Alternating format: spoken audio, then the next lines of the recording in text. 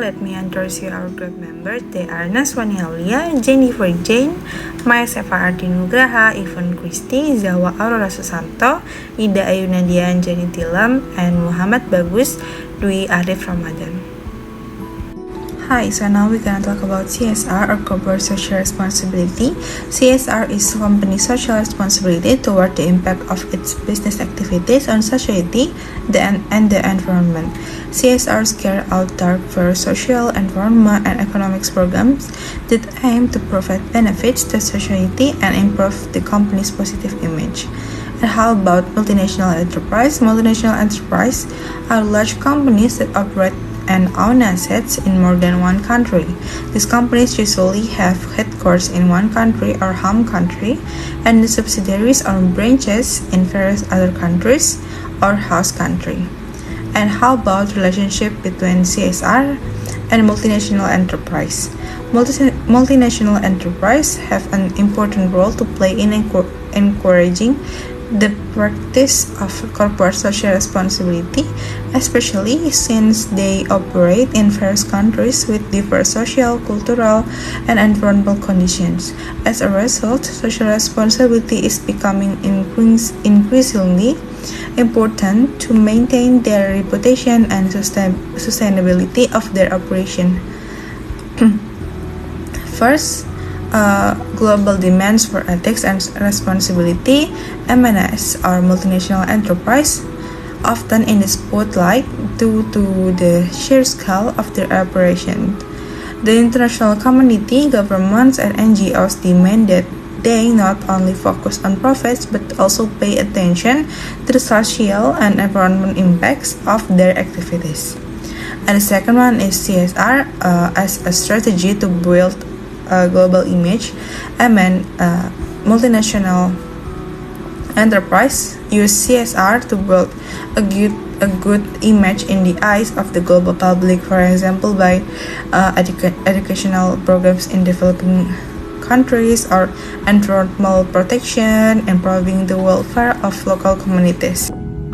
So next, I'm going to explain how multinational companies should adjust their strategies based on the type of economy they are operating in. There are three main types: developed, emerging, and surviving economies. Let's start with developed economies. Countries like the United States and those in Europe.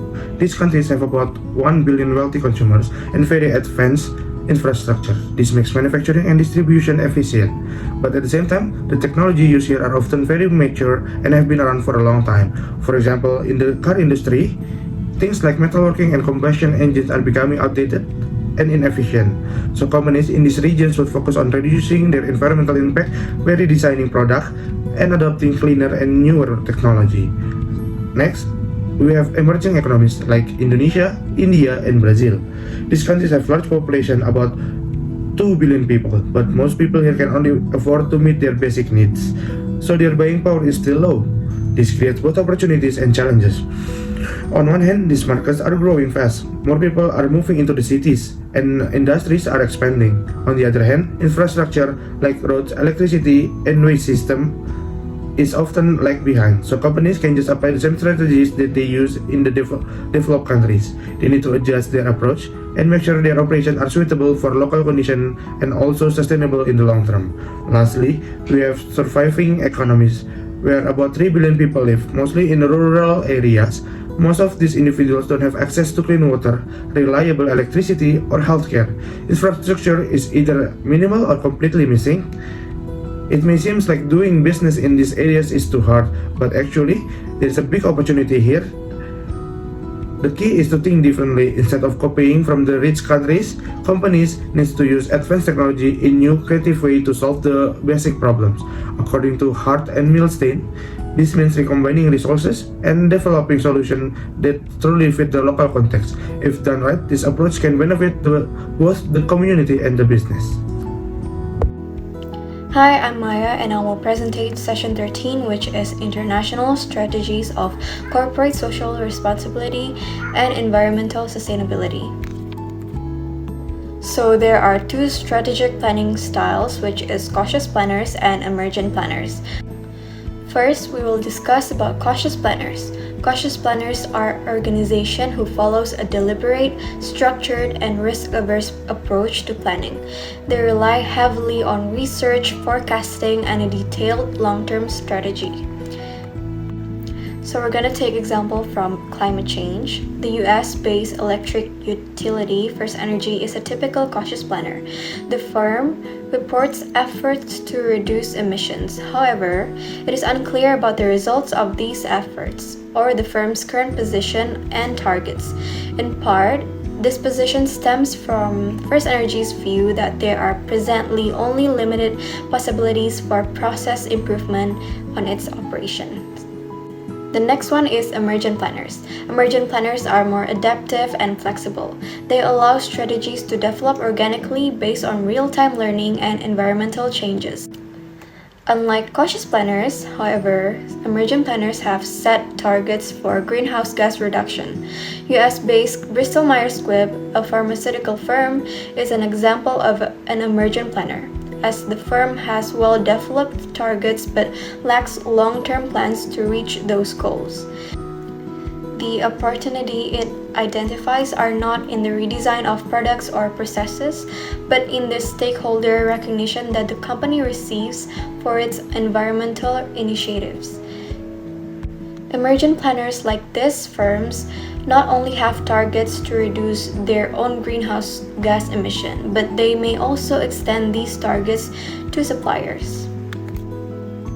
Okay, so now we're going to explain about internal explorers. Internal explorers are firms that focus primarily on improving their internal operation to address environmental concerns. Their main effort are direct toward reducing their own energy use and emissions by enhancing production efficiency. These companies aim to meet specific environmental targets such as energy consumption through internal improvement. Their strategies typically include investing in energy efficient technology, modifying production process, and innovating internally to meet environmental goals. However, as the company becomes more efficient over time, achieving further improvement becomes increasingly challenging. This can push firms to seek additional strategies like optimizing the supply chain or using emissions trading mechanism. For example, is Nippon Steel. They're known as the classic internal explorers. In the 1970s, responding to their oil crisis, Nippon Steel aimed to save 20% energy in its operation. Later, in response to climate change, the company set another goal of 10% energy savings by 2010. However, after initial efficiency gains, further improvement became harder to achieve. To overcome this, Nippon Steel began transferring its emission-reducing technology to other Asian countries, earning certified emission credits and improving its overall environmental process. Next is vertical explorers. Vertical explorers are firms that focus on environmental sustainability across their entire supply chain, both upstream and downstreams.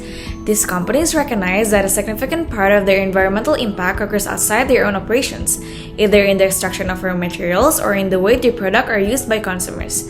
This is especially true for industries like automotive or consumer electronics.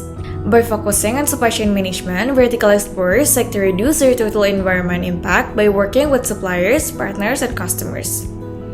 An example can be automotive manufacturer like Toyota or Ford.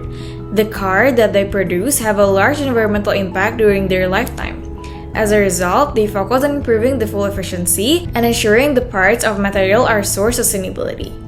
They may also invest in recycling programs or collaborate with suppliers to reduce emissions during production. To demonstrate a real commitment to CSR and sustainability, companies can adopt two complementary strategies such as horizontal explorers by creating new green products or moving into eco-friendly markets. Secondly, they can become emission traders by reducing or trading their carbon emissions. Horizontal explorers are businesses that reduce their environmental effect by expanding into new green markets beyond their current operations. It is a mode of thinking that involves working across team, trying new ideas, and seeking for possibilities. By doing this in fields like technology, design, and energy, they become more agile and inventive. One of the examples in Indonesia, states-owned energy ladder, which is PT Pertamina, has used its core refining expertise to become a true horizontal explorer by launching Pertamina Renewable Diesel D100 or RD100 made from vegetable oil and palm feedstocks. Pertamina's 100% renewable diesel RD100 is an eco-friendly alternative to regular diesel. It is used on farms to power tractors, harvesters, and irrigation system, helping to reduce greenhouse gases and air pollution. By expanding from oil and gas into biofuel market, Pertamina is using its existing expertise to create a sustainable solution for agriculture. This is such a great example of how an horizontal explorer can use its strengths to enter new greener markets. Secondly, as emission traders, which are companies that manage their carbon emissions by buying and selling their permits. If they produce more pollution than allowed, then they buy extra permits. If they produce less, then they can sell their extra permits. They also invest in projects like planting trees or renewable energy to earn more permits. This approach helps them to meet environmental rules in a cost-effective way, improve their operations, and invest in greener solutions. A great example is Mitsubishi, which plays a key role in creating Japan's greenhouse gas market and also participates in UK's emission trading programs. This shows how companies can both explore new green markets and use emission trading to meet environmental goals while staying competitive. Hi, my name is Yvonne Christie, and today I'll be explaining about Porter's diamond model. So, Porter's diamond model is why industries within a country are able to compete successfully in the global market. So, there are various factors. So, the first one is factor conditions. So, availability of physical resources such as modern infrastructure, human resources, which is skilled labor, and knowledge resources, which is technology and R&D. For example, Silicon Valley has a strong ecosystem of research and tech talent supporting the software industry. The second one is demand conditions, which is the nature of sophistication of domestic demand. Demanding customer push firms to innovate and improve. For example, Japan's automotive market demands fuel-efficient and eco-friendly vehicles, pushing car makers to innovate. And the third one is related and supporting industries. So the presence of efficient and innovative suppliers, distributors, and complementary industries. For example, Switzerland's pharmaceutical cluster is supported by strong supply chains in chemicals and clinical research. The fourth one is firm strategies, structure and rivalry. It is how companies are organized and managed, and the intensity of local competitions that encourage efficiency and innovation. For example, fierce competition among smartphone brands in South Korea pushes constant product innovation. Also, there are some supporting factors, which is the first one is government that can influence all four determinants through fiscal policies, regulations, infrastructure investments, and R&D incentives. Also, the second one is the chance, which is unpredictable events like technological breakthroughs, economic crisis, or wars that can reshape competitive advantage. And then multiple diamond model, which is an extension of Porter's model used to analyze small or highly open economies. The first one is global integration, which is country can enhance competitiveness by leveraging the strengths of other nations through FDI, strategic alliances, and global supply chains. The second one is comparative and competitive advantage, which is combining new and natural strengths like low cost or unique resources with innovation and high quality products. For example, Singapore developed into a global financial and logistics hub by integrating capital, technology, talent from around the world despite lacking natural resources. Porter's diamond model explains why certain countries become competitive in specific industries, all by understanding the national advantage that support sustainable practice. Some case study atau contoh for the diamond model is IKEA from Sweden. Four main points, which is number one, factor condition, where Sweden has a vast forest and strong regulation on sustainable forest management, alias mereka tuh nggak tebang-tebang pohon sembarangan. Next one is demand condition, where European consumer prefer eco-friendly and ethical produced furniture. Number 3 is the related industry, which is basically availability from the wood supplier. Factor number 4 is rivalry, alias potential market from the European side are competing in green innovation. The strategy they use is that they use 100% renewable energy for operation, like saving material product, and aims for full carbon neutrality in its value chain. A lot of it.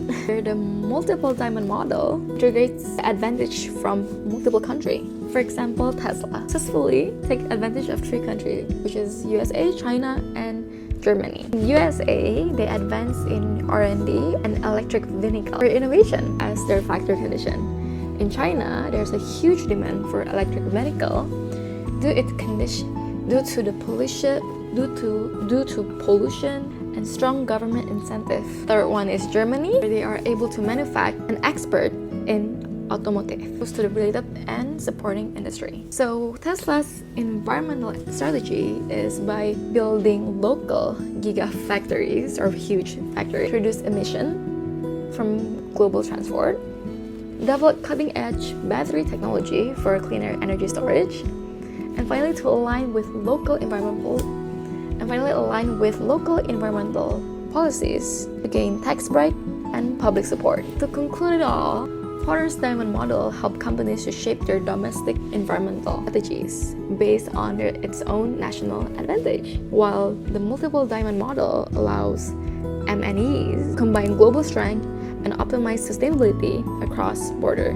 To create a strong environmental strategy, it requires understanding for both local and global market dynamics, innovation based on consumer and regulatory demand, and finally partnering with environmentally aligned suppliers and stakeholders. At the end of the day, it's all about leading the age of sustainability, the eco-conscious growth will thrive in the future of global business. That's pretty much it. Hi, my name is Nadia. This is our presentation and I hope you like it. Thank you.